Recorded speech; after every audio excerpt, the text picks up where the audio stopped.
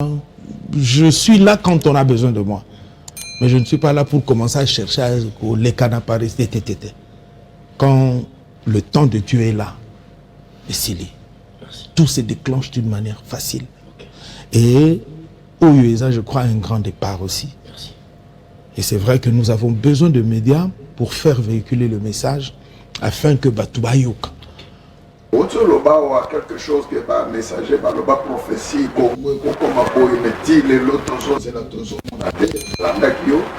mais je peux te dire, Brown, que non, en face, il y a accomplissement, il y a prophétie, parmi tant d'autres. Oyo, basala nzambe wala balobaki. Na rêve na biso, na ofanga koye, bazo mboka Congo, na butute, na moi, ya kobata mapete. Ma caméra est sur la piste. Je suis sûr que Moukoula nous a la stade. Le bon journaliste. Président Lobi Nzambe Zouani Mboka. Adédié. Bram Moutalagi télévision, marche armée. Samedi passé. Pour comprendre quelque chose, c'est que. Li ebele na bitando ikena bino bozali kolanda pe kota l'émission na bino bo moko na ekolo Ligue des Champions émission à peuple congolais partout bozali kolanda biso botika to pese bino mbote bisika bozali awana 24 communes à ville à Kinshasa bozali super branché bozali kota la biso bozali kolanda biso na 26 provinces ya République démocratique du Congo surtout dans la radio na biso bo moko média FM bozali ebele na Chikapa bozali kolanda biso na Kananga na Mbujimai na Mbandaka na Bwende na Matadi na Boma na Tchela na Kinzamvwete Congo central Mobimba bozali super branché bozali kota la pe kolanda émission na bino bomoko na ekolo émission ya analyse politique débat na lingala pour réfléchir na bandeko nyonso o bazali kolanda biso bisika ndenge na ndenge awa na Kinshasa Torobeta Masolo o etali quel type d'homme pour élever la République du Congo et quel type d'homme pour relever l'église wana tosolo makambo ebele na midi lelo c'est très important tosolo la yango na ba invité na biso ba komeli biso des marques bolike to mesana na ba débat politique o ezalaka ba échange mais les émissions ya réflexion et yango to sengi na ba congolais ebele bozali kota la biso ozali na Wenze ozali na Inikine ozali na supermarché ozali na ba hôpitaux bozolanda biso surtout na prison centrale ya Makala bolanda émission boko comprendre le lenge ya batunini o esengi po ete Congo etelema pe le lenge ya batunini esengi po ete église etelema parce qu'il est ali spécial de recevoir pour vous le révérend pasteur Jean-Claude Louyoyo, pasteur responsable de l'église Le Messager de l'Ipen et un des coordonnateurs de la communauté des messagers, le 4 messager. En tant que politique, il est au cadre du parti MCSD, Mouvement chrétien pour la solidarité et la démocratie, et membre des regroupements politiques AV, donc Alliance des valeurs, Union sacrée, entrepreneur responsable de la société JCLC, direction générale à Kinshasa et en province, pasteur Jean-Claude Louis, toujours, président du MCSD, sénateur regroupement Mwaka, autorité morale du regroupement Roger Kalala, plateforme des hommes pour la promotion de valeurs, président fait et puis tellement ils belé donc nous continuons mais vous allez monter dans le plateau. Il sera accompagné du pasteur Ali Kabeya de l'église Maison des Récites et directeur de plateforme mais tondi na bangonde to réfléchir mon qui na au Italie actualité surtout au Italie mboka na biso Congo. Bonjour pasteur Jean-Claude Louyoyo. Bonjour Ndekonanga Brown. Bonne santé. Par la grâce de Dieu. Est-ce une écorché présentation na yo? Non, ça va. Ça va. C'est l'essentiel, c'est bon. Trop sûr.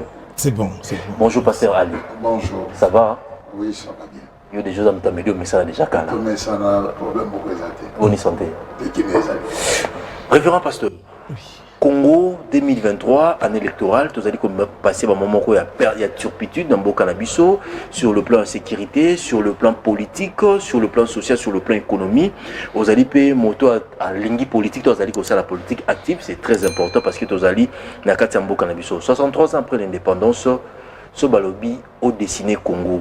Congo pays bébé, Congo mature ou Congo irresponsable. 63 ans après l'indépendance. Merci Ndekonanga Brown. Question nayo est vraiment très délicate. Dans quel sens? Congo, pays bébé, non. Congo, mature, en devenir. Congo irresponsable? Non, non, pas irresponsable. Là, ça sera trop fort. Pourquoi? Pourquoi? Toza Namboka Moko Oyo, processus eza en évolution. Très bien. Donc, ce qui fait que irresponsabilité, immaturité, non. Mais au contraire, nous sommes en train de construire le Congo, petit à petit, toujours Kende. Avec ma casquette ainsi que mon bagage en tant que serviteur de Dieu, au pied de mes pères, les 4 messagers, Toyebi, c'est que Dieu a dit pour ces pays. Mais les autres, les 4 messagers.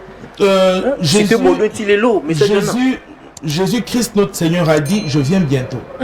Mais jusqu'aujourd'hui, il y a 2000 ans que bientôt on a à l'Oba. Et ça ne veut pas dire que il va venir, c'est certain. Ça, ce n'est même pas à discuter. Mais ce qui n'aime les salamités, c'est que le temps de Dieu est calculé. Par exemple, pour un retour à Christ, pourquoi on attend? Parce que l'évangile doit être prêché dans le monde entier, comme dit la Bible, avant que ne vienne la fin, avant le retour de Christ. Parce que si Christ il y a beaucoup de gens qui ne seront pas sauvés. Maintenant, sur le plan politique, sur le plan spirituel.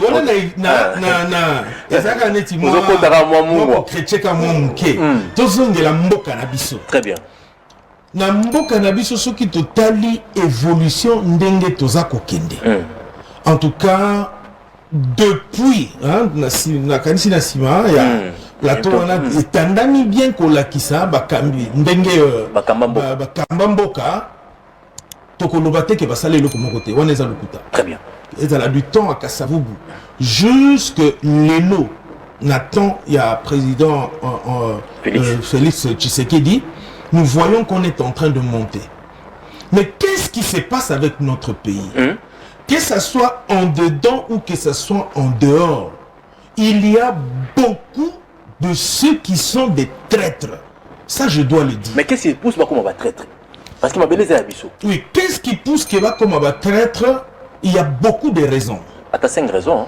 Je prends une première raison. Très bien. L'enrichissement personnel. Ok. Les gens ont envie de pouvoir prendre pour eux et oublier le peuple. Ça, c'est très grave. Okay. Et aussi longtemps qu'on a de tels acteurs dans n'importe quelle couche, il y a société Nabiso, c'est fini, on ne peut pas compter. Donc, toutes ces brebis galeuses doivent être mises dehors. Il faut pas à la balle le mouvement. Mais état de droit. Bâtir état de droit. Bâtir état de droit. Okay. Il y a une chose, ce qui Nathalie atteint la politique à président Antoine Félix Tshisekedi, Azana Lolenge Moko Azokende, ou peut-être il est distrait ou quoi. Non, il sait ce qu'il est en train de faire. Très bien. Et Azomimamakambu na Lolenge Moko pour que on a beaucoup de cas. Mais il y a vie et évolution. Et c'est pas fini. Très bien. Et j'aimerais que par la grâce de Dieu, que la cour soit complètement nettoyée. Et avec la nouvelle tendance au Yotozo Kotarango. Moi aujourd'hui, si je dois faire la politique, je ne le fais pas par ambition. Mais je le fais par mission. Pourquoi? Parce qu'il y a des choses que nous devons mettre en place avec lui, le président. Netmi, les peuples d'abord, tous sentir en côté. Qu'est-ce qu'il faut qu'on mette en place aussi longtemps mandat de Jérôme Nasuka? Je vais répondre en 2 faces. Très bien. La première chose, il y a une chose, je prends l'angle politique et l'angle spirituel d'abord. Et ça, c'est une chose très importante qu'aucun des présidents n'a fait parmi les 4 précédents. Le président Tshisekedi a remis le Congo en plein jour entre les mains du Seigneur. Pourquoi? Pourquoi les autres ne les avaient pas fait? Et ça, c'est un signe au criant ya makasi. Parce que nous savons que les anciens, nous avons eu des échos. Que bon voilà, il y a eu telle alliance, on a fait ceci, on a fait cela, on a vendu le Congo au diable. Mais à partir du moment où le président Félix a remis ce pays entre les mains de son créateur, alors là, ça c'était le départ positif pour ce pays. Ça, je parle dans l'angle spirituel. Pourquoi? Parce que je suis pasteur, je suis chrétien. Et je connais ce que ça veut dire. Retomber dans moi déjà. Retomber dans moi, ça est belé. Et zo mona la paix. Mususu tozo mona, mususu tozo mona te. Nini oto mona. Neti o tozo mona, neti lelo. Lelo. Lelo, ce qu'on t'a dit évolution à guerre à l'Est, tu auras une réponse. Pourquoi? Qu'est-ce qui se trame à l'Est? L'Est de notre pays est truffé comme notre pays. Comme je venais de parler des traîtres. Les traîtres, ce n'est pas seulement au niveau national, c'est aussi au niveau international. Un partenaire privilégié, France, États-Unis. Écoute, s'il faut que je le dise, je risque d'être trop tranchant. La communauté internationale, je crois qu'on ne peut pas compter. Ça, je dois vous dire la vérité. Je dois vous dire la vérité, parce que ce sont les mêmes qui est derrière nos agresseurs. C'est vrai. Qui est derrière nos agresseurs? Mais pourquoi vous déclarez en côté, pasteur Jean-Claude Louyoyo? Exactement. Ça, c'est le langage politique. Il y a des choses qu'on ne peut pas crier haut et fort. Mais, comment est-ce qu'au cadre de l'ONU peut dire que l'agresseur n'a pas mindu qui connaît Kabiso et que Biso peut te recocater? Nani apesi bango minduki wana po baya kobundisa biso oyo bino bozolo ba communauté internationale noto ana sima Congo. Vous êtes derrière le Congo en quoi et pourquoi? Donc nous sommes comme abandonnés à la merci, mais à la merci de qui? Gloire à Dieu. Et c'est là la force maintenant où le président compte sur le Seigneur en disant très bien. De sorte que, à mais Nzambe oya tikakaba oya yete, tous ceux qui se confient en Dieu ne sont pas confus, jamais. Et c'est là où nous allons voir. Lelo bazo kokate, bakoti kala kokate. Kalam kola lelo. To combien ngo? Na lobby. Le 27. Ozo mona. Émission enregistrée. Est oyo. Mokili mobimba bakokamwa. Bakomi tuna yango Congo. Pour la casquette à pasteur, prophétie ou politique? Là, je parle dans le cadre d'homme de Dieu. Très bien. J'engage Dieu. Merci.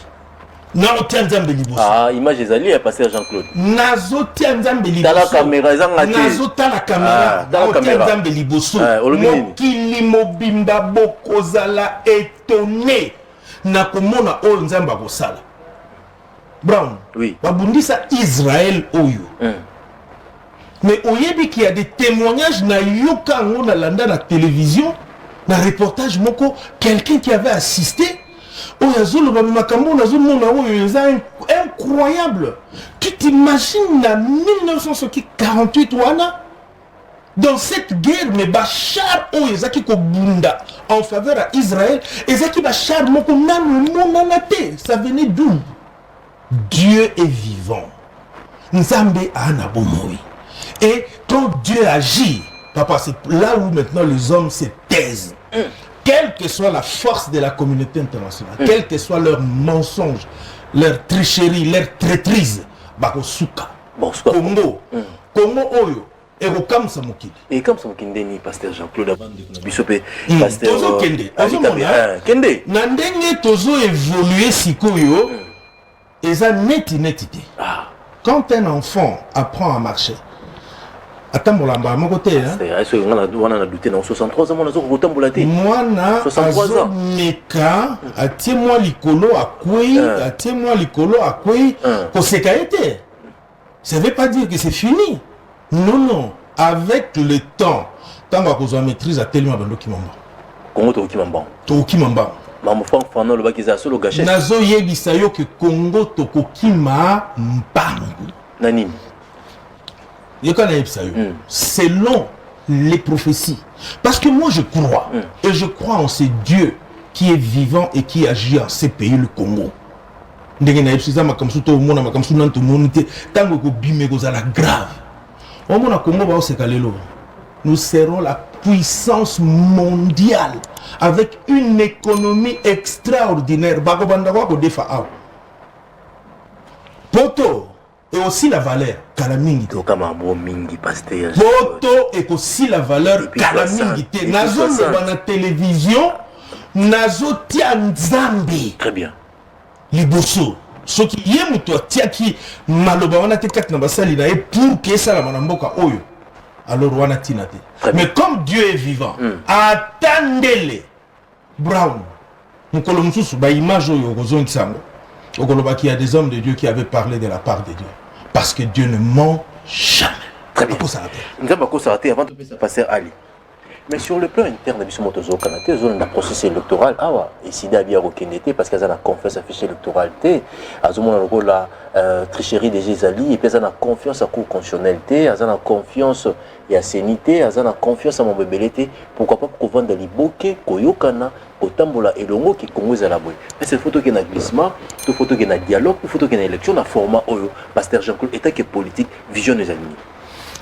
Pour Nangaï, d'abord, qu'est-ce que je veux pour mon pays? La paix, la stabilité, que le social règne. Papa, dans ces pays, ce n'est pas l'argent qui manque. Parce que quand on détourne ça dans ces pays, ce sont des millions. Donc c'est qu'il y a de l'argent.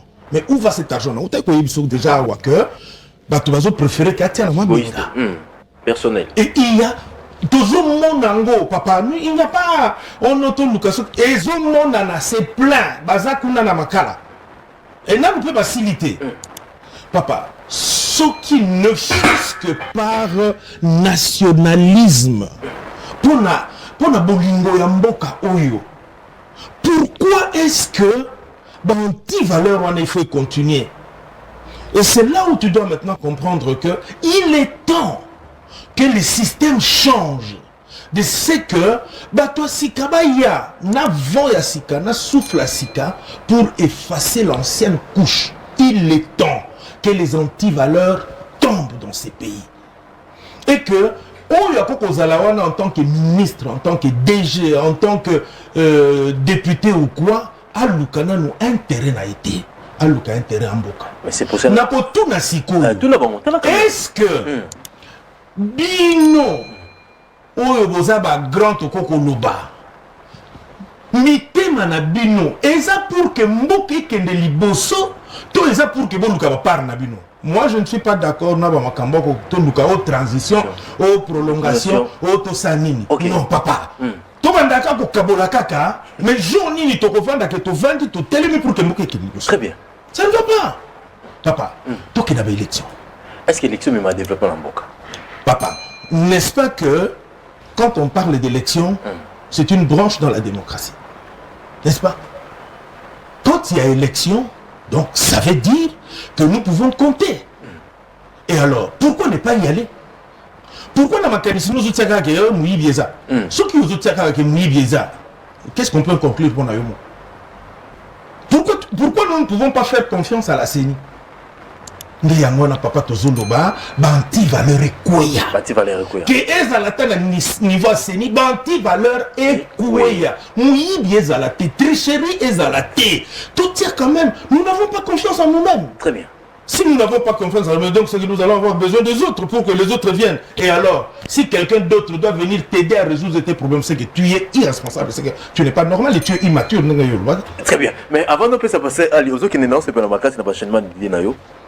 Dans quel contexte, Pasteur Jean-Claude Luyoyo, Toroke, élection si longtemps, insécurité, dans quoi moto, dans Massissi, dans Ituri, Bonagan, dans Mboka Bapaya.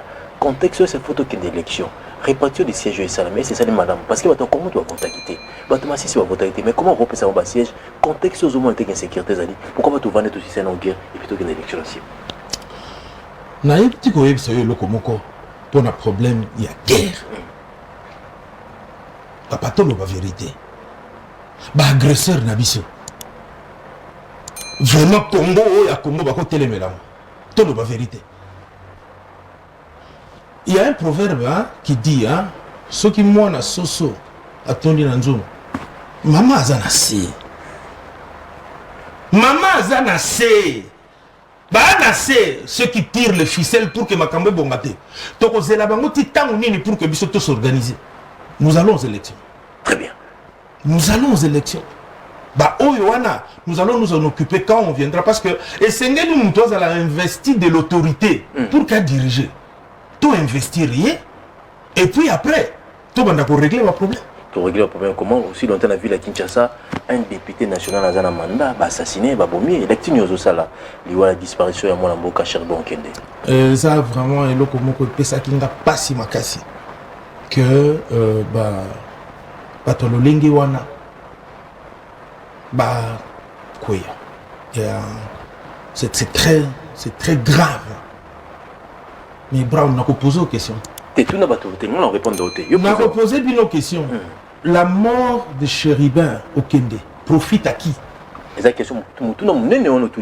La mort de Chéribin au Kende profite à qui et pourquoi? N'est-ce pas une réponse à la question? Alors nous devons comprendre le plan à Bango pour le Congo. Disons la vérité. Il faut comprendre le plan à Bango pour le Congo. Les lois sont chéribins au Kenya. Ils vont au lobby. Et puis après, et pourquoi? Est-ce que vous avez pression dans la cour de cassation pour l'enquête rapide? Vous avez pression? C'est leur droit. C'est leur droit. Mais, base à la paix, entravé, qu'on ne les empêche pas. Très bien. Pour connaître la vérité. Mais que vous le vouliez ou pas, un jour, la vérité va triompher. Merci. 089 52 66 986. On a un révérend pasteur Jean-Claude Louyoyo, pasteur responsable de l'église, le messager de l'IPEN et un des 4 coordonnateurs de la communauté des messagers, le 4 messagers, Topesi Musée Dani Mbote Biskazo Landabiso. C'est très important. Il y a des serviteurs de Dieu qui ont un souci à Mboka. Il y a 4 autant.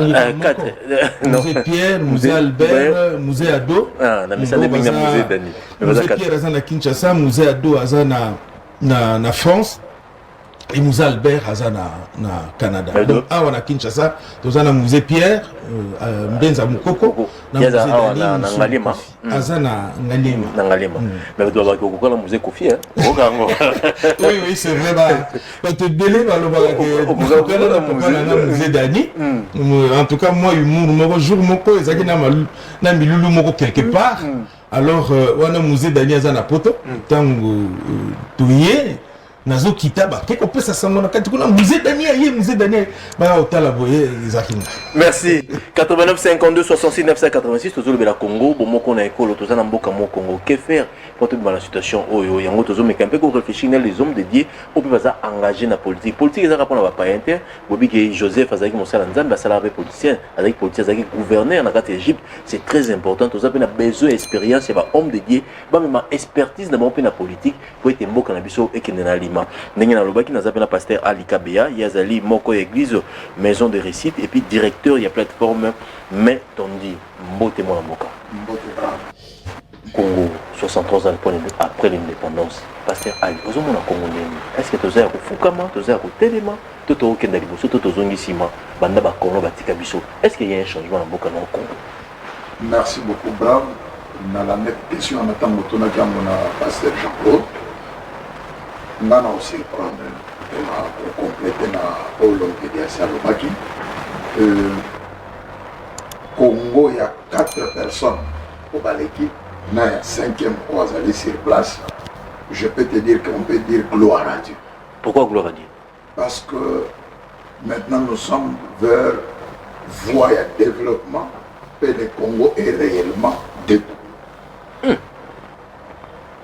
Autoloba ou quelque chose qui est pas messager, bah le bas prophétie, comme l'autre chose, c'est la chose mais je peux te dire, Brown, que nous, en face, il y a accomplissement, il y a prophétie. Parmi tant d'autres, Oyo, Basala Nzambe, Wala Balobaki, na rêve, na biso, na ofanda Boye, Bazomboka Congo, na Butute, na Moy, il y a Obata Mapete. Caméra isolée. Je suis sûr que Mourouan nous a la stade. Le bon journaliste. Président Lobby nous a besoin de Mboka. À dédier. À dédier. Bram, nous avons télévision, marche armée. samedi passé. Pour comprendre quelque chose, c'est que le Congo est à debout. C'est pour dire que non, il y a des choses. C'est la place publique. Parce que bateau Tangakiao, soi-disant communauté internationale, bako contrôler nos besoins ça la moto alingate au Congo. Soit ebi makambozo ça la pour neni na pour cette émission, alors vous le bacal. Quelque part, exemple, dans sous phototique.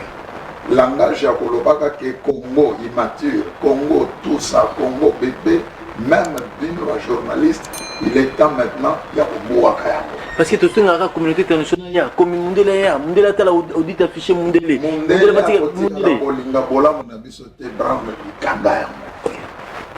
Congo ba to ba côté l'émission, vous allez pas congolais. Pour passer dans Bolingo Mboka na bango, pour passer animé par l'esprit de Dieu, parce que tant on le belanzam beza Bolingo. Pour Mboko et Tambola, et le Sengaka qui est loko Moko, projet de société à Mounet de Tombola Mboka, et à Moko, Bolingo Congo, pena ya Congolais. Et Bolingo na toko tala yango, na Mokambia Mboka. Motozo lo banzambe, c'est ka Bolingo ya Mboka. Maintenant, Mboka oya kabe panzamba Bolingo Mboka pe Mboko zotomba, oyo mbango yozo lingo comprendre que maintenant le Congo est à debout, il faut balongola bapine oyo kotoboka.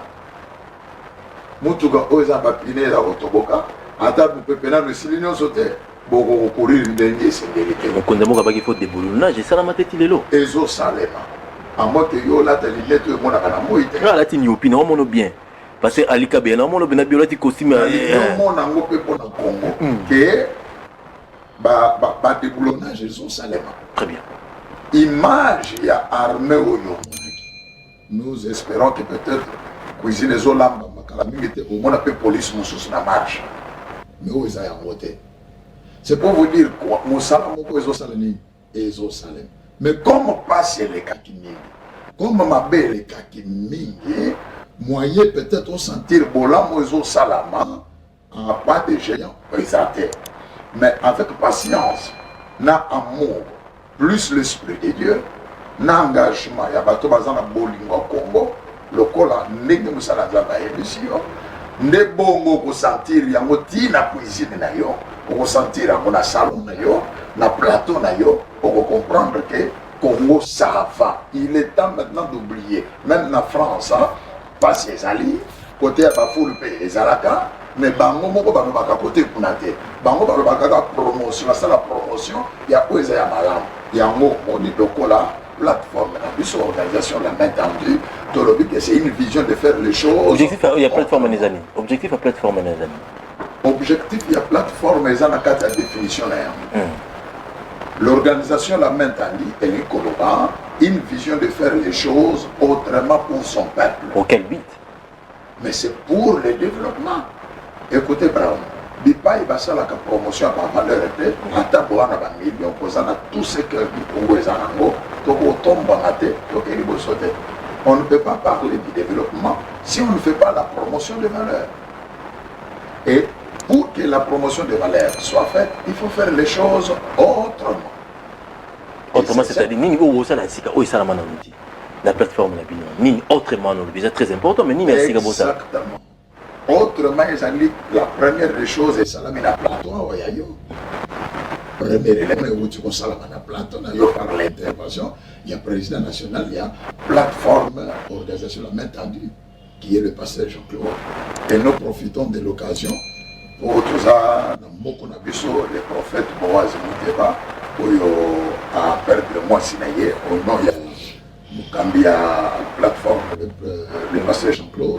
Et dans l'organisation Mobimba, tout tombé lié par condoléances, les amis de la PC Makassi et tous ont dit que c'est pour te dire que dans le plateau, il est temps que Banti va aller rester à la mine et courir. Et comme étant maintenant, il y a tout tombe là-bas, valeur. Entre autres, Moyibi, intérêt, quelque part, on dirait que tout Kanakabanda. Aussitôt comme ndako ezotonga na butu ezotonga na moyi koto bazotonga yo so akambongo yo wapi wana pona mbongo osala nzela ezate mbongo osala batu courant ezate mbongo kosala makambo bien ezalaki banti balere fo ekoya longonya na mokambi ya mboka son excellence monsieur le président de la république Félix Antoine Tshisekedi Tshilombo papa soko osepelaki te samedi c'est-à-dire oza congolais te na obiso nyonso tombolaki wana on ne parlait que de ça.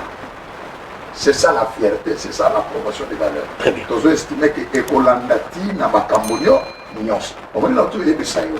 Que misala ya même tangi esi bandaki awo. Brown nous a besoin de tout nakate, et puis aux autres, aux journalistes, aux samsara d'ailleurs, mais tu peux les sentir que ils ont maintenant un apport, il n'y a pas de valeur. Autant que tout dans le salon Zanda. Que bino, il fallait bakambon Zambé, et politique et ressources, tout ça, oui. L'homme de Dieu, c'est celui qui est bien placé à la politique. Zamba, Pambola, Zong, c'est la Mingi, Moussal Nazambe, Mosé, Dani. Il se casse en mille morceaux de parler aux gens qu'il est temps que Bana Nzambe, Bakota na makambo ya politique. Et Batebele, Bazo comprendre, Bazo Kasindre, Yatiki Makambo Nzambe, a commis la politique. Et tout ça, Babombe la définition à la politique. Mais Babrebi, Baolia Ernini. Babrebi, Baolia Ernini. Mais Baolia, lorsque le pasteur a pour comprendre la politique, il peut avoir ça pour la politique. Parce que ce que le pasteur fait, les coloniaux sont l'église. C'est ça la politique. Différence ces années. Babombe la définition, il y a politique pour écarter maintenant Bato Bakosa la Madame. Batika na mutu na biso ke politique eza ya bandoki ya ba mibi ya bato bakosaka bakolo ba vérité te or que on a pas ça politique ya ngoso ki brown na tala ni bozo de nganga wa na politique nga ba ko ma mutu mabe nga ba ko ba ndolo ba nga na zamu to bisala mabe na zamu yibi na zamu to lukuta or que politique il ko tout simplement que c'est la gestion de la cité. Mais que fait un pasteur chaque jour? Il gère la cité. Très bien. Et c'est ce qui est dans cet homme qui est en face de vous, le pasteur Jean-Claude Bouyoyo.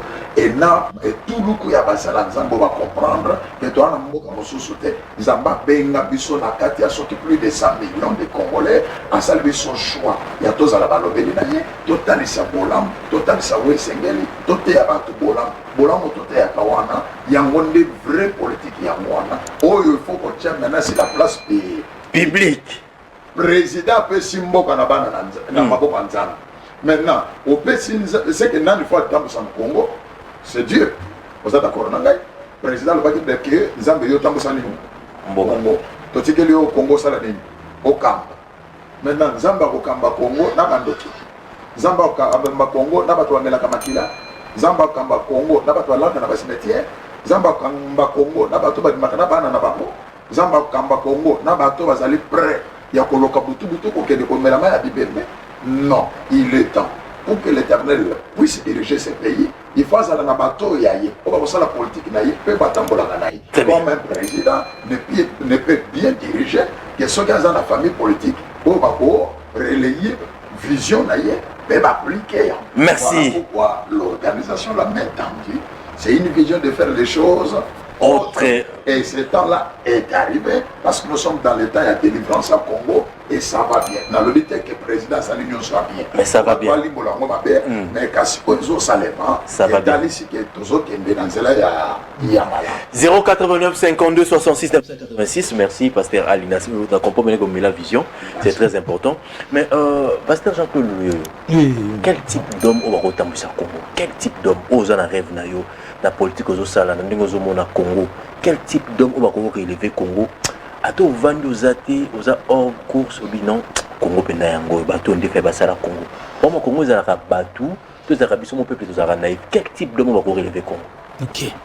Nakasi soko landi intervention il y a pasteur Ali Kabea oza directeur il y a l'organisation la main tendue oyo ezo kamba biso naza président. Tolingi que makambu bongwana. Pourquoi? Aouti ko énumérer oyo ezo sala manatango. Mais que Nathan oyo comme tango nzambe. Biloko ni longo. Ba makambu ni longo. Le président qui a remis les pays entre les mains du Seigneur. Tozo zonge loko là parce que ça point de départ.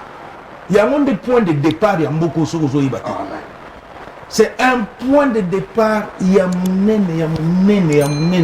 Et pour cela, Nzamba Pambola Moussali Naye, président Abisson. Merci. Ça, c'était vraiment une révélation Yako Sakanate. Et qui sort le Congo du noir. Parce que c'était fait en plein jour, noir sur blanc. Mais le président ne peut pas faire lui seul.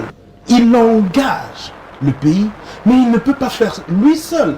Ce n'est pas le président comme ministre à l'économie, ce n'est pas le président comme bourgmestre à commune Yangalema, ce n'est pas le président comme chef des rues, tout je ne sais pas administrateur à tel territoire.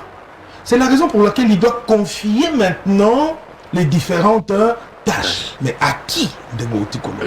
À des hommes de valeur, pas à des voleurs, pas à des méchants, pas à des tricheurs. Là, je vois cas simple. Et ça passe, hein? Oh non, nous avons voté gouverneur, et comme ce sont les députés provinciaux, bah, Cope Bando Salam. Kanyaka. 50 000, 30 000, 20 000, 10 000, papa. Pourquoi? Et ce sont sur des gens comme ça qu'on va compter. Toujours espace. La loi n'est loi homosexualité, lesbianisme, les lots, jusqu'à les lots déjà, dans le pays, nous sommes besoin d'immaquer. Donc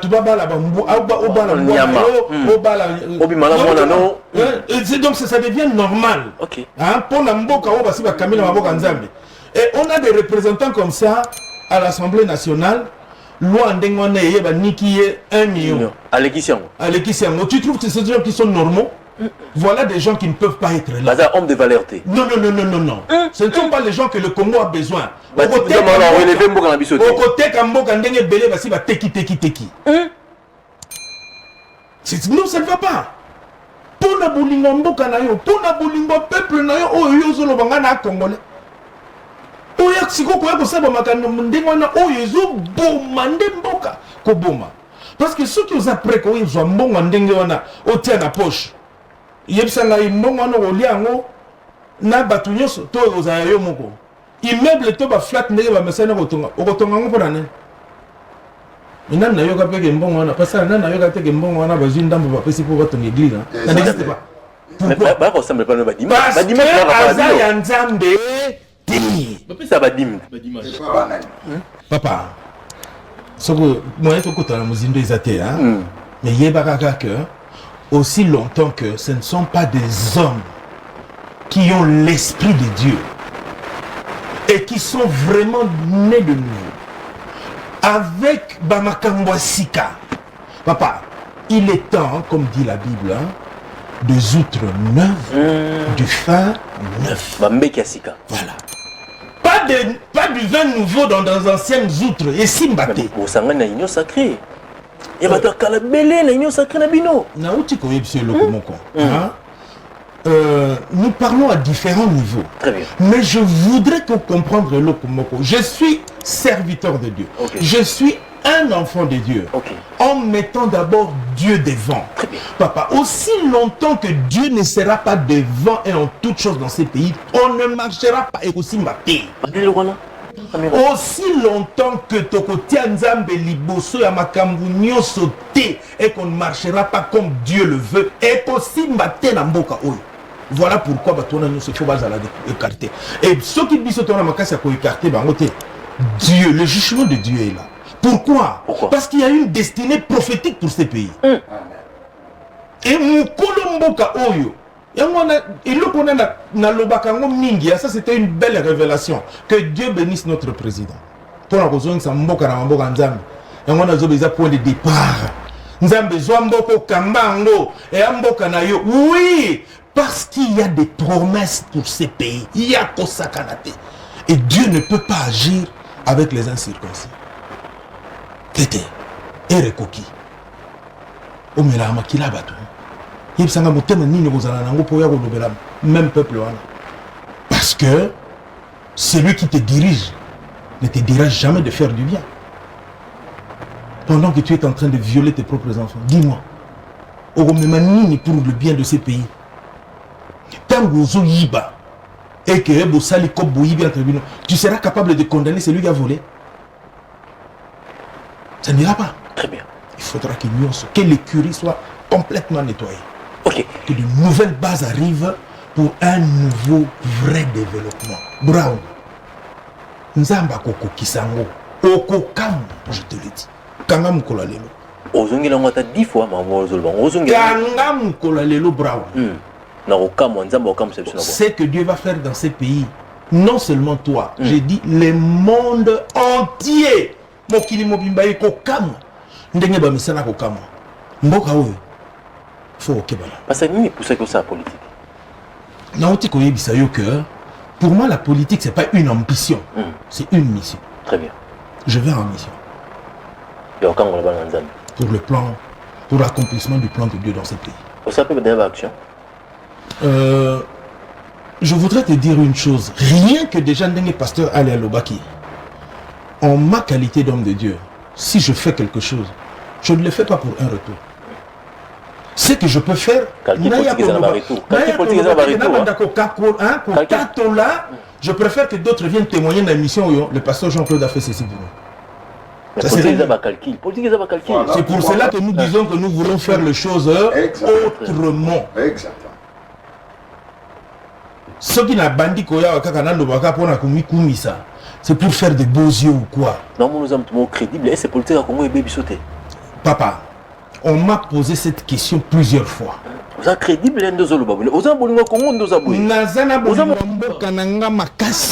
ministre de la Justice et nazotelema pour que natika la kakawana. Attends, ministre de l'économie. Brown, s'il faudra que Babou Manga, parce que je suis dans la vérité, parce que je voudrais obéir à Dieu, je préfère cela. Plutôt que trahir. On a trop trahi ces pays. On a trop détruit ces pays. On a trop abîmé ces pays. Mais ce n'est pas ça le plan de Dieu pour ces pays. Le plan de Dieu pour ces pays, c'est un plan de paix et de bonheur, comme Jérémie 29:11 à l'Obi. C'est que j'ai préparé, c'est un plan de paix et de bonheur afin de vous donner un avenir et de l'espérance. Nambokoyo. Yangana, constate bien, tu vas voir que dans le climat spirituel, il y a des choses qui se passent dans ces pays. Tango Yoko Yoka, à part pasteur Jean-Claude Louyoyo, comme candidat député national, il y a beaucoup de serviteurs de Dieu. Tozokota, pour que les choses changent, que les données changent et qu'on appuie l'action du chef de l'État. Est-ce que le Congo évangéliseur au peuple parce que c'est la loi à Manekoya. Le bas chrétien belé, je m'excuse. Baso Lukate avec Nzamba Rosala, Nzamba Opesa, 45 ans, 40 ans, 30 ans, Nzamba Rosala. Avant dans la permanence, Nzamba Rosala, Nzamba Rosala. Est-ce que le évangile au pium la bisoté? Est-ce que tu as un entrepreneur dans le Katambo Canabiso? Tout le monde a chinois, Mickey, Baza, entrepreneur, Libanais, Baza, Baza, boutique, Baza, magasin, Bisso, Congolais, tous les locomotives. Mais comment tu veux développer le Congo? Aussi longtemps, tu as un esprit de naïveté, tu as un rapto dépend de l'unité. C'est ça aussi, parce que vous avez un moment. Touti koyebisa yo Papa Brown que mboka oyo tozo kende vers un autre cap. Ce n'est pas l'opium.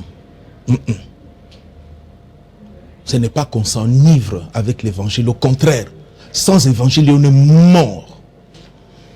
Je vais te donner un exemple. Je suis pasteur. Moi, j'ai accepté le Seigneur quand j'avais 20 ans, en 1978. Et je continue à servir mon Dieu par la grâce et la force qu'il me donne. J'ai terminé mes études.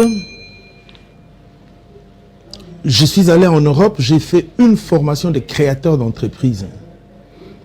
Naïna Zongi avec toutes les turpitudes. Mais aujourd'hui, je suis entrepreneur. J'ai ma propre société. Je suis pasteur, donc enfant de Dieu. Où est l'opium? Opium, c'est ça. Vous avez mis c'est ça, ceux qui t'ont mingité. Mais non, ceux qui t'ont mingité.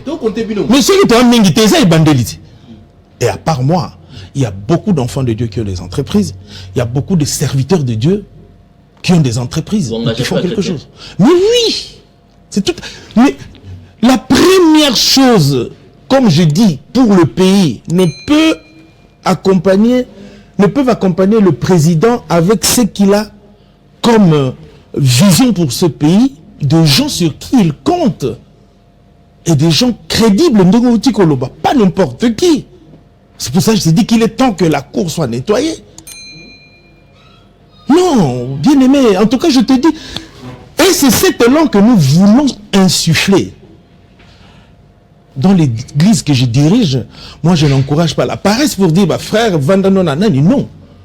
Et même les quelques frères qui sont en permanence, il y a un qui est à l'université et qui sera bientôt médecin.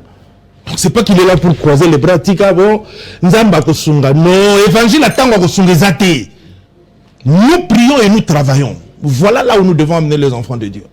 Et là, une des démonstrations, c'est moi-même. Quand il faut que je travaille, s'il faut que un bureau jusqu'à 22h, je reste au bureau jusqu'à 22h. Tu travailles. Ah oui.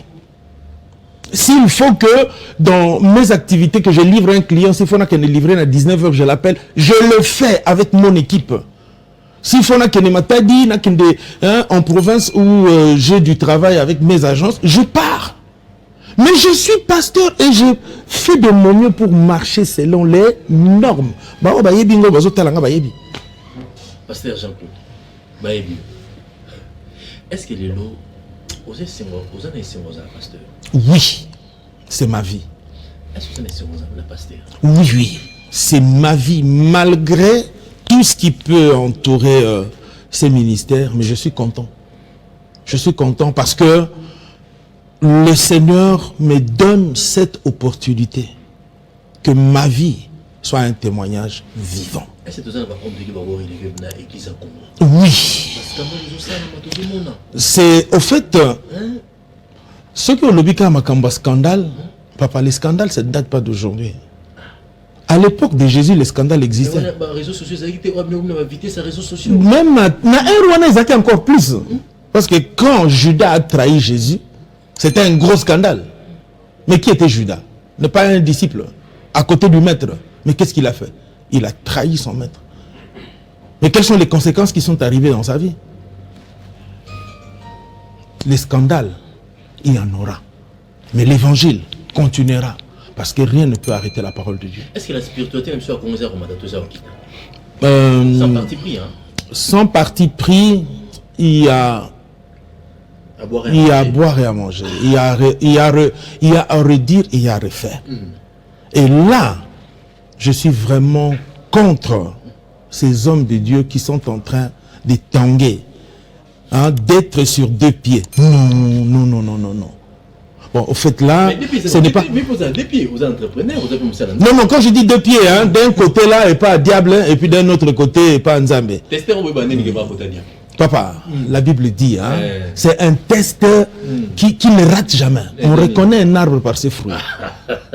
Papa, Mboumerobima. Mange botaka manga.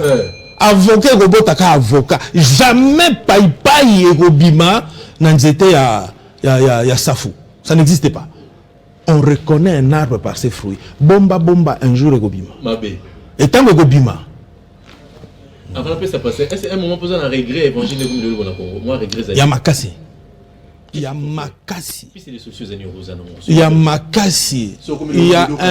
a un grand travail. Un grand travail à faire dans l'église. Restructurer la foi en commençant par les hommes de Dieu.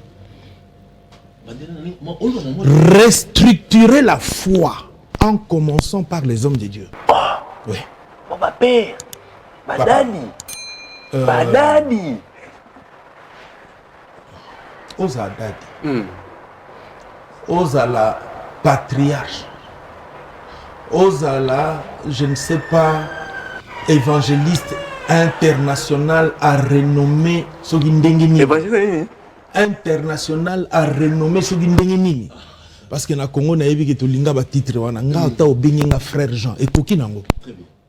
J'ai pas besoin que obenga nga apôtre, j'ai pas besoin que obenga nga prophète ou patriarche, je n'en ai pas besoin. Benga ata dadi etali yo na dadi na yo, mais moi je dois faire d'abord ce que je peux. Vous comprenez? Très bien.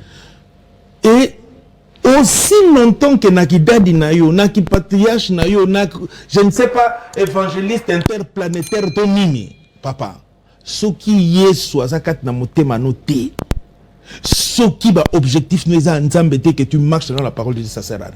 Très bien. 89 52 66, on a posé ma question piège et belé par pasteur Jean-Paul Yoyo. Alors que c'est ce qu'on a Christ au centre. À quelle politique est-ce qu'on a Christ? À quel entrepreneur est-ce qu'on a Christ? C'est ma vie. À quel moment est-ce qu'on a oui, non, même ma réussite, c'est là. Maman, ma réussite, c'est là. Parce que c'est là où nous avons démontré qu'il y a un Nzambe. Pour parler ma casse, on donne un Nzambe. Politique à Nzambe. Parce qu'avant comme politicien, nous pasteur. L'Assemblée nationale, 5 ans, non? Et puis après, mandat ici, à moins que Nzambe l'ingénieur. Mais en tant que pasteur, je n'ai pas de mandat. Qu'est-ce que vous avez complété, pasteur Ali Kabila?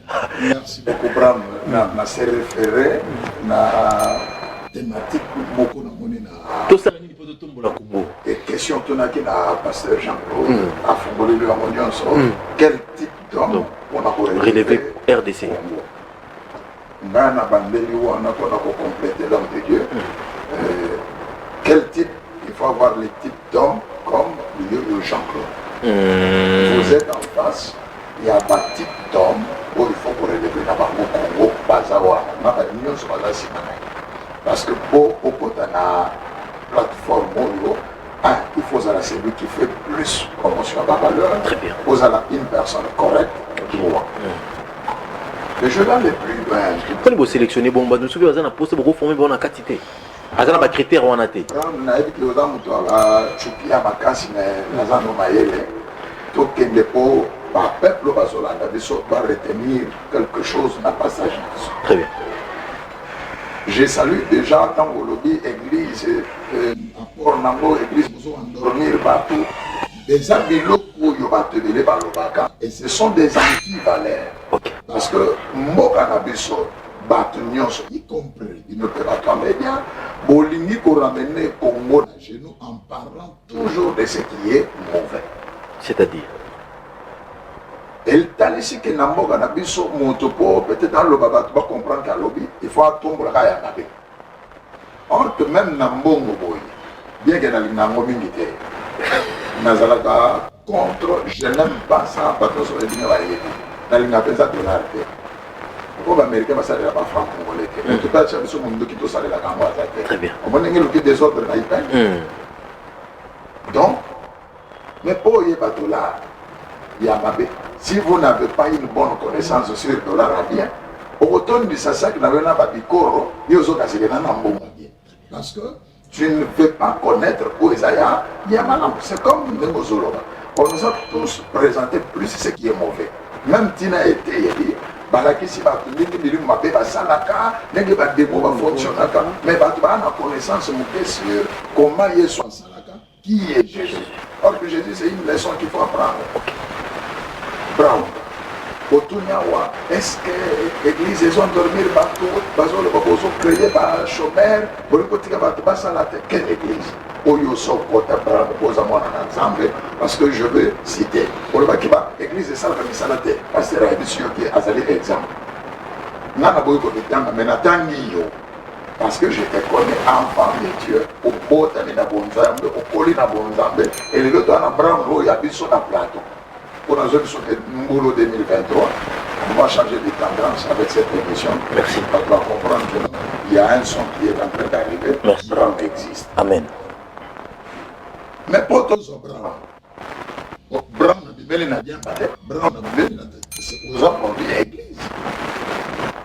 Et là, beaucoup de médias ils ont bénéficié d'un grand saut parce que ça fruit. Il y a l'église. Dès troisième fois, il y a mon nenda le président Félix Antoine Tshisekedi Tshilombo. Fruit à l'église. Place ni nous sommes à Bimi, à l'Ukombo Yusute. Même Tina Bamédia et Alibanda na Poto, à eux évoqué Bombo, il y a Jésus, où il y a Tombolio. C'est pour dire que l'église au bateau, l'église est au salé le côté, l'église est au salé le premier, l'église na Congo, va passer le bateau salé le côté. Brown, ceux qui va l'ongoli, Moussala, Nanzame, Nambo, Koyo, même police, même armée, et le côté. Très bien. si tu as un Congo, ils ont bien ma Congo, tina moi lelo, bébé pas aller aux pays aux zombies, oui, armée aux sala, police aux sala, mais nous savons mon aide à ma casse, c'est l'église. Et na paragraphe et peine à saluer Bayazali, l'évêque général Dodo Kamba, et avec mon père spirituel Bishop Ben Babea, lorsqu'ils ont dit que Ngonga ya Nzambe est côté parce que chaque chose a son temps. Je vais relier maintenant l'homme de Dieu qui est le pasteur Jean-Claude. Tant qu'on a expliqué, on nous a chargé de la question, mais aujourd'hui, quand même, l'explication est singulière qui. Écoutez. Élie, prophète. Na et tout le coup, il y a Bassal, nous sommes prophète Bazaginaï. Akab, na Jézabel, Babandi opération Sani, Yakobo Mabango. Et tant que vous avez prophète au Moussous, jusqu'au point où il est à Kini. Bon, on peut estimer que le discours nous avons dans le peuple pendant toutes ces années-là, pendant tous ces temps-là. C'est-à-dire que tout le monde, tout le monde est là comme côté, tant que tout le monde est là, scandale dans l'église. Ce qui est dans solo ne peut pas parler de ça, parce que lutter contre ça, c'est lutter contre Dieu. La parole de Dieu dit, laissez le blé et les vivres.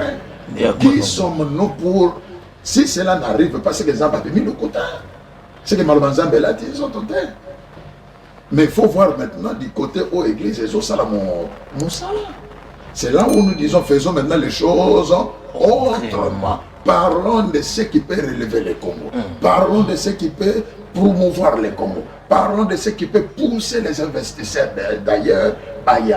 Nabisika bisona de tofandi ozole na kebisana ba congolais até boya ba congolais alité mais il faut forcément ko ya ko ba congolais ba télé non mais forcément il faut y avoir il faut taper parfois les bana ba congolais peut passer les bana et puis brand ça sans le savoir que ne que passer à ba ginayo et en bana na nzambe ba entreprise belé ba to comme lo ba poto ayebi ce qui a que porter aussi la ngala porter aussi la succès ba mindele ba ko sala boye pour ba kota na mboko yo toza sur la bonne voie. Émission d'ailleurs, je suis américain, le BTA, américain, tout ça là dedans la bande en boca. Pour que américain d'ailleurs le balinga la tête à plateau, ils ont un linga. Mais passer là, il y a bien sûr pas toujours quand t'as pote là. Moi je vais te dire parce que ça moi salon de coiffure, parce que ça moi pas boyer, parce que ça pas boyer. Business c'est Mickey. Les entrepreneuriat, ils en marche. Très bien. Ça veut dire que l'église est en train de travailler. Et beaucoup reste à faire, certes. Mais tant que aux autres là-bas, tout le coup là, pasteur Jean-Claude, c'est là où on a qu'on apporte un président de la République. Aux autres confessés, mon konzambo kanangai, aux autres confessés, Congo ya Yesu. Aux autres tato la Yesu, aux autres tambola la Yesu, Yesu aux autres na Colombie ça yo. Pour moi tout ça boya mo se kayebité. Mais moto yandimaka Yesu te na ndako na ye. Moto yandimaka Yesu te na balabala. Ata ye pembeni na yo comme ko saneti pe Yesu ndima Yesu. Mais akosonga yo te. Parce que tant akosonga na ndako na ye akobelela Yesu ana te Yesu yo belela kaza ennemi na ye. C'est ce qui se passe maintenant. C'est ce qui se passe. Ozoko tabatu baza. Il faut qu'on connaisse ça ba collaborateur à malam. Ba conseiller à malam. Voilà. Papa, au moins nous autres tourner mission. Ceux qui caméraman na biso moko ba caméra le les a webele. Alingi yote. Azo se pela na yote mais sali semblant lorsque nous autres tourner émission pas avec Brown Nazawa. Papa, avant nous la bimisayo, au lieu de faire du saut président à donc avant nous bimisayo le moko, ceux qui régissent un peu qu'on a dans la bien té. Après bimisayo les coucou ma côté yo le bagabien. Tout justement pour que nous, on a au dimanche à ma casité. Et c'est ce qui se passe. Comment mon kozako a yambé par Yesu? Alors bien ça la fois dans le coup il y a Yesu. Pour mboko ezamboka Yesu papa. Na banda qui dans le solo Eli. Bato ba seki non? Bato ba keboy. Wana nazo répondre par rapport à thématique. Tout ça la nini po mboko tomba. Na banani na bato le kola yo Jean-Paul. Comment? Tant que baso boma ba sapoli bato ba kosa baso critiquer.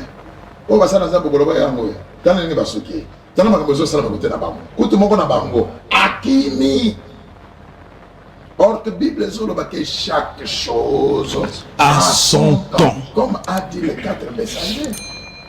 Yo tourné à Banda Baloba. Mais il y a un temps aux prophéties bénies, il y a un temps aux prophéties écoutissant. Et c'est pourquoi on a Bakazo et démission à conseil à l'obé.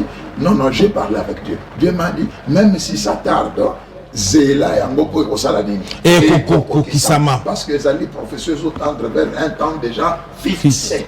Le cola Congo n'a pas sali au Babini. Au cours de mes calabions, ça va passer Jean-Paul Basalagor. Mais on était dans la cuisine et en Zambé. Tant que Israël a souffert. Exactement. Tant que Israël a souffert. Et le Golbaté que Zambé Basalagor. Et le Golbaté que Zambé Basalagor n'a pas quantité. David a Zalagor la préparation pour renverser tendance à Masoro. Et David est allé en face. Très bien. Donc c'est pour te dire que la Kekobeta Koko et pas à la porte, mon Zamboka pour nous rebanailler, tant il y a collé la paye et si. Tant il y a subir ma trahison payée et si. Yonde Mutozana Yendaya, Mboka na Maboko, et tant que nous avons cité, parce qu'on a battu parce qu'ils n'aiment pas Jésus pour nous confesser, mais la présence de Dieu, ça l'assemble. Très bien. Parce que Malingi, ça la frère. Car si pour restaurer les choses, il faut se référer à l'acte à lui. Comment faire pour que nous se sentir maintenant que c'est l'Éternel qui est Dieu et que c'est la RDC qui possède la vie. Bravo, bien maintenant, la pessimiste, bien que tu n'as pas journaliste, tu n'as pas de l'homme. Je réponse des gens là. Bakoltan, tout ça. D'ailleurs, nous avons contre que les Canada médias, pour le Tozana Boy. Au côté de la victoire, nous avons un poche le téléphone. Alors, petit Nana, nous avons 50 000 balles. Nous avons un moto. Est-ce que vous avez un moto? Nous avons un moto. Donc, tous les politiques, mais tous les gens pour nous. C'est Jésus. Maintenant, si vous ne placez pas ce Jésus-là, parce que la Bible dit que la gloire de Dieu, c'est de cacher les choses. Et alors bien, invoque-moi, je vais te répondre en te révélant des grandes choses que toi tu n'as pas encore connues. Mais il faut le candidat. Pour le candidat, tu référer le Coran et le lit. Ça veut dire remettre l'autorité de l'Éternel à sa place. Au fond de Sanzambe à sa place, oui. Quand on conseille avec tout le respect, aux hommes, si vous avez une bonne chose. Maintenant, il faut que l'autorité de l'Éternel soit rétablie. Pour que cette nation congolaise sache, et les nations du monde, que l'Éternel est le Dieu de la RDC. Comment? En travaillant avec Pado. Natango ya Eli, oyo te ovoke a otolono. Bobo mangombe bango mangombe. Ya biso ngombe za bato. Deuxième exemple pour nous. Autour de Bawa, mais nous basangisi bino na union sacrée, na bato ya kala, de sinon comment tu places au ça la religion. Et l'homme de l'État dit que laisse Dieu va balayer. Tikela nzambe tan, oyo bato bakuki olongola te nzambe osane. Alors comment? Ça veut dire politique on dit consommer la Bible. Pour autres taxes, non mais ma Bible pour consommer kana nzambe. Mais Yesu a mis ici du vin nouveau. Mais dans les autres, neuf. Mais qui a kala. Le Bible c'est lui. 20 années, yes. Personne n'a parlé dans la qualité d'âme. Mais on a plus publié quoi? Du vin nouveau qui est sorti. Très bien. C'est-à-dire Nabato Karawana, il y a du vin nouveau qui s'appelle le Jean-Claude. Merci. Dans l'organisation, la main tendue, il y a un groupe de gens. Merci. Ils sont là pour aider. 89-52, moni émission ça bomoko na écolo, to le benaka politique, économie, santé, religion, c'est très important. Parce que to lingi mboka na biso za la ya ko telema. To sala nini? OK, ba telema sa Congo bali. Ba pasteur Jean-Claude Luyoyo. Asengi mingité. Mais bon utiliser na mboka oyo parce qu'il y a une vision ya mboka, il y a une vision mokonza mboka tant que serviteur de Dieu. A bien ko trahir serment na été. To qui va servir c'est belle zone de mission bomoko na konde bolanda biso. So boko comme c'est ce message. Ba conseiller malam. Entourage à malam. Au bureau me m'appelle implice na mboka na biso na leader mokonza mboka. Et ça le pasteur Jean-Claude Luyoyo. Aux allez homme crédible.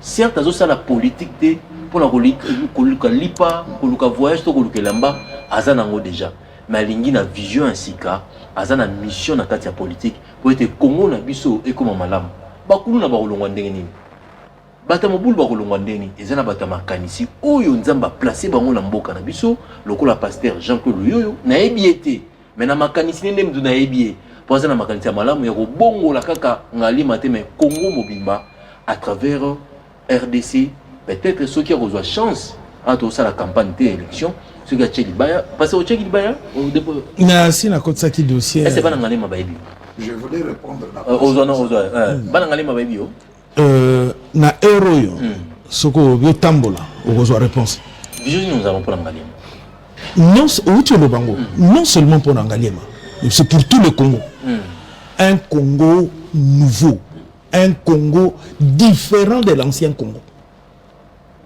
et avec le Seigneur toujours comment avant la question on va répondre rapidement parce que exactement question Tony ce qui pasteur azana visionné pour la bana Ngaliema ce qui tozala kaka na besoin ya bana Ngaliema otolingi pe oyo bazali mutuya nde alaki a postulé lokola député national. Donc, député national, c'est pour toute la nation. Kasi, bolamo ekoya na nation, solution obimele pa na ye na portion oyo nzamba pesi na baye bazali sima na ye pona ko veiller que makanisa bonzambe salema bato bakopesa nation congolaise muto azana makanisi malamu muto azana baya imaye ya malamu ko sala pona mboka ndenge lobi akete pona koluka lipa. Pour nous, voiture, mais ce n'est pas ça. Nous partons pour que la gloire du nom de l'Éternel soit élevée. Mais bateau va offrir la République démocratique du Congo, bateau de Jean-Claude Luyoyo, né Ngaliema. Ngaliema va offrir à toute la nation. Et ensemble avec le Congo, va offrir à toute la nation, Moutou Malamu, Moulobeli Malamu, bateau et Sengeli, bateau ba solution. Na vrai sens du mot Ngaliema nde akosala yango au-delà ya Lukunga mobimba mais Ngaliema offrir na nation mobimba bato yango mo diketo sepelaki mingi pour disolo ezobeta na ndenge ya ekolo tolo bana monoko ya bana mboka mutu se comprendre message pour demander na bana Lukunga tozana moment ya campagne mais biso to ekote ya tozo salela nde maloba na nzambe musala na biso za campagne déjà bikolonioso parce que total sabato ezali ya malamu na ezali ya mabe biso tolobele ya makambo ya makona minano te mais tozo talisa baye basengeli po ete ekolo Congo etele makolandisa mathématique na biso yango tolobi na Lukunga na bana na nzambe nyonso bazali na Ngaliema ko oyo komituru na bino bolo balokola eli mokili mobimba Congo mobimba bakeli Yesu masiande aza nzambe. Merci Bozalaki Belé à Kolanda Bisso. Nous avons le plaisir que le révérend pasteur Jean-Claude Luyoyo, pasteur responsable de l'église Le Messager de l'IPEN et un des coordonnateurs de la communauté Le Messager, le 4 Messager. Merci. Azapé, en tant que politique, il est au cadre de la partie MCSD, Mouvement chrétien pour la solidarité et la démocratie, qui est membre et un regroupement politique AV, Alliance de valeurs et personne à union sacrée, Azali entrepreneur responsable de la société JCLC, c'est très important, direction générale et à Kinshasa et en province, donc c'est très important, il est au Capole Mambélé. Mais pasteur, Toromo Manasuka, francophonie Zobana lobby, pour le Bélan Momuke, Nini Opuna message ni aux anango, Teloro Nino Molobana peuple congolais, au lobité, souci primordial na Congo Zavani, tant aux Zola, nos Zola, Congo, Namboka, no Congo.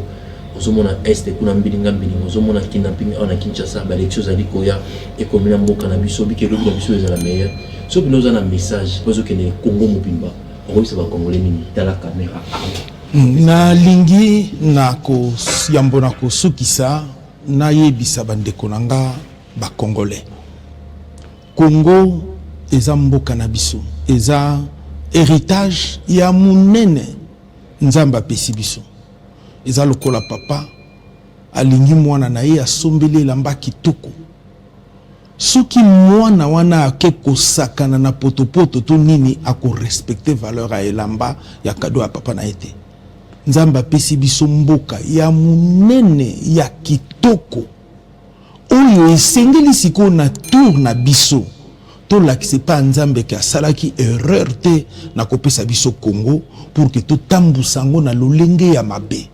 Bande konanga tango ekoki to zongela nzambe to tika mabe to tikete tout ça là tout fungola nzela pour que bonzambe ekita et que monde entier eganga que Dieu est le Dieu au Congo.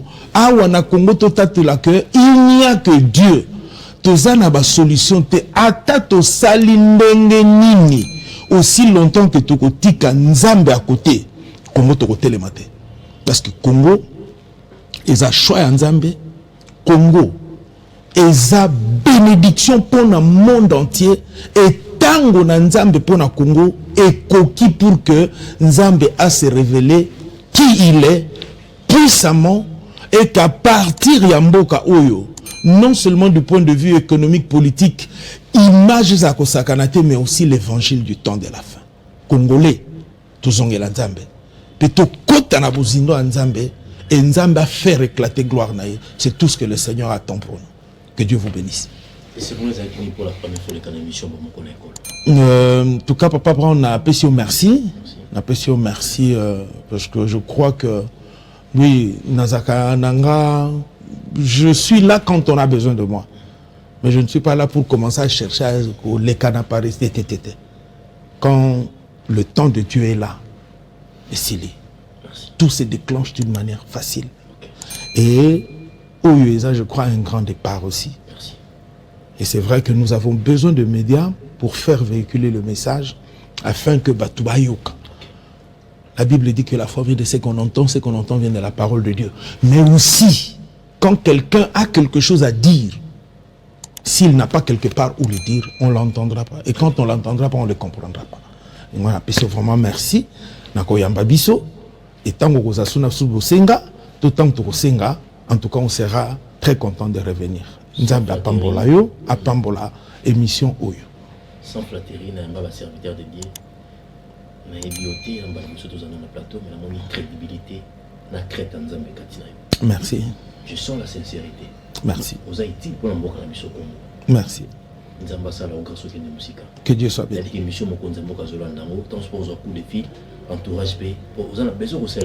Merci.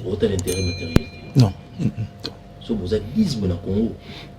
2050, vous avez un Congo, vous avez Dubaï. Amen. Continuez bon. Nous sommes un ministre de l'économie, un ministre de la finance, mais pourquoi jamais. Merci. Merci beaucoup, Brown, pour la prophétie. Je peux permettre, dans la discussion, pendant quelques minutes, de n'arrêter mon prophète Brown. Merci beaucoup pour le passage. Comme de la fin, le Congo est un choix de Dieu. Mais les Congolais devenons utiles. Aux la présidence devient utile. Aux soldats, aux policiers, soient utiles. Aux politiciens, soient utiles. Aux Mongamba, quelque part, soient utiles. Si tout le monde se faisait utile, il y a un plateau, fais-toi utile pour le Congo, business comme utile, je crois que notre nation va décoller comme Ndengasi et Bandi pour décoller. L'organisation l'a main tendue au Yekandami, la Moussala Nzambe, pasteur Jean-Claude Lyoyo ici présent, et quand il va apporter un côté, parce que ça a besoin, il y a des coloniaux, au bas de niveau en coloyeso, pour tout ça, la Bonzambe, tout qui est liboso. Car si nous sommes venus contacter Bisso, en quoi qu'il faut joindre Bisso, avec votre permission, on a plus de 143, 89, 81, 611, 94. Si je peux répondre, plus 243, 89, 81, 611, 94. Très bien. En demandant de prier pour ces grands hommes de Dieu, l'équipe de soutenir. Nous sommes à l'Andebiso, nous sommes à la Bomboko, nous sommes à la Moko. Nous sommes à la Bomboko na école Tokende. Nous sommes à la Zambé pour la francophonie. Et c'est le il faut te soutenir. nyonso ekokosala ke Congo engenge Congo ekende yoko tuna nana teke no francophonie yango ekopesa biso fufu te ozolinga mboka na yo ezala kitoko ezala malamu po ekopesa nzela ya ozwa fufu wana baye bazosala yango bayebi ebele bazosala te matondi na mokonzi ya ekolo azolala te azobunda butu mpe moi po ete Congo etombwama ekende liboso basala nzambe na bomoko na lisanga baye bandimi kokota etumba oyo kozonga nsima te tokende po mboka na biso ekende liboso. Merci na yo moto. Merci Pasteur Ali Kabeya, Église et Maison des réciteurs, directeur de plateforme Main Tondi. Merci na CPN na Mbakibino. Merci. Des hommes pour la soukate, tout comme la souka émission. Merci na José Mbenza pour son Kibiso. Merci na Ndeko pour assister biso na plateau. Merci na équipe technique Merveille Katumba Papa Kodianzono, directeur à programme Papa Gabin. Merci na Eli Mogisho, la PDG M. Jean-Paul Ilunga Chivula. Merci na Mandegona sur la province Penamikili à Poto. Borlandamon sur la rediffusion à 23h30 pour une Bomo Comédia. Borlanda sur émission Sonzambalingi, Tokuta na lobby pour la numéro ya Souka et semaine vendredi dans même heure même chaîne Bomo Konekolo. Émission Bomo Souka Asso émission Bomo Souka Bomo Konekolo.